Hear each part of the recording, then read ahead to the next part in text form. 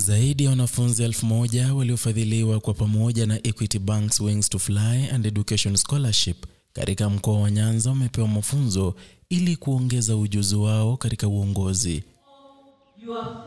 Mkurugenzi wa Corporate Banking Bwana Jackton Onyango alisema kuwa wanafunzi 1238 kutoka kaunti ya Kisii, Migori, Homa Bay, Nyamira na sehemu za kaunti ndogo ya Transmara katika kaunti ya Narok walifunzwa kwa siku 3 katika shule ya vulana ya Kisii kuhusu ujuzi wa uongozi ili kukamilisha masomo yao. We are on the second day of the mentorship program, which is focusing on the power of purpose, aligning value and leadership. Through our Equity Group Foundation and our partners, we do arrange these conferences every year for Form 3s and 4s. In this part of the country, which is the South Nyanza region, starting from Kisii all the way to Homa Bay, Mbita to Isebania, we have about 1,238 students here in this conference. These students enjoy our scholarships through the Equity Wings to Fly and the Elimu program, which is in partnership with the government of Kenya. Alisema mpango huo wa ushauri unalenga kuanisha maadili na uongozi na unawalenga wanafunzi wa kidato cha 3 na 4 chini ya udhamini huo kote nchini. Onyango ambaye aliwakilisha afisa mkuu mtendaji wa kundi la benki ya Equity James Mwangi alisema kuwa 82% ya wanafunzi waliofadhiliwa wamefuzu na kujiunga na vyuo vikuu, akisisitiza kwamba wanafunzi waliopewa mafunzo watachukua majukumu ya uongozi mara tu watakapomaliza masomo yao.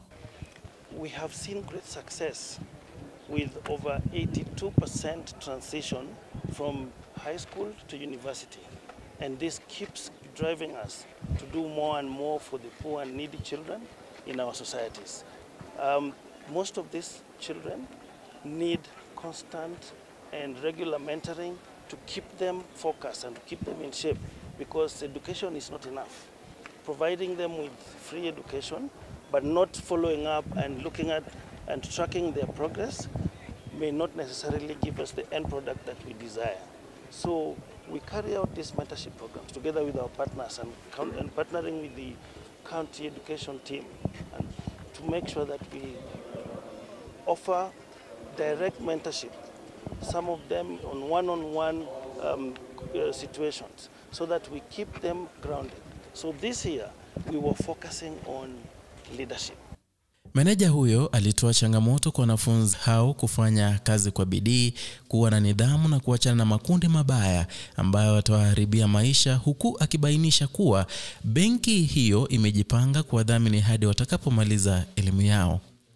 Aliipongeza serikali kwa kushirikiana na benki hiyo katika kutoa ufadhili wa elimu, akibainisha kuwa imesaidia watoto yatima na nao toka katika familia maskini kupata elimu na vile kutimiza ndoto zao. Edwin Mokaya, Agr, Kisii.